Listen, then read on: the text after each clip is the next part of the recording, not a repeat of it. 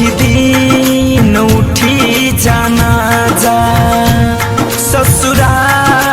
तू जहिया जइबू ओही दिन उठी जाना जा। अरे प्यार में पके वादा प्यार में पके वादा प्यार में पके वादा जान भूलिए तो ना जइबू ससुरा तू जहिया जइबू ओही दिन उठी जाना जा ससुरा तू जहिया जइबू ओही दिन उठी जाना जा।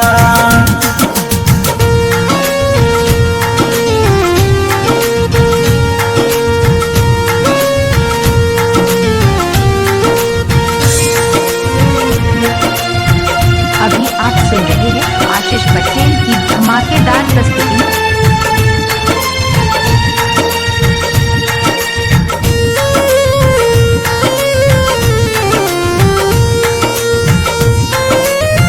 याद में तुहारा पागल हो के मर जाई बे जानू रो के याद में तुहारा पागल हो के मर जाई बे जानू रो के चल जाइबू केहू और के हो के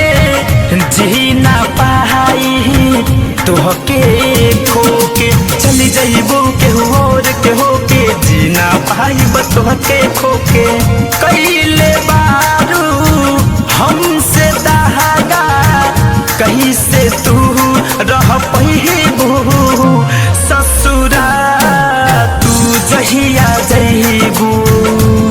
ओही दिन उठी जाना जा ससुरा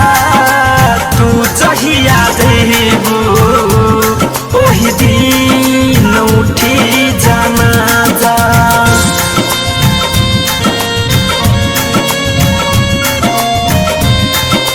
presented by Patel Music Entertainment। अभी आप सुन रहे हैं आशीष पटेल की धमाकेदार प्रस्तुति। प्रेम गली सुना शाम हो जाई धड़कन धनंजय नजर न आई प्रेम गली सुनसान हो जाई शिव मन मोही नजर न आई सुमित द्विवेदी से कितनो पुछाई फैशन फिरोज नहीं पता बताई सुमित द्विवेदी से कितनो पुछाई फैशन फिरोज न पता बताई सपनों में तू ढूंढे न पैबू कितनो वहाँ सुबह ससुरा तू जहिया जइबू ओही दिन उठी जाना जा ससुरा तू जहिया जइबू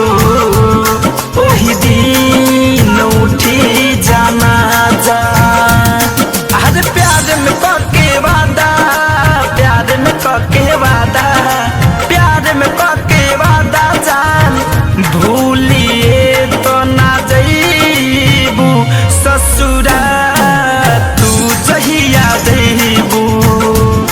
ओही दिन उठी जाना जा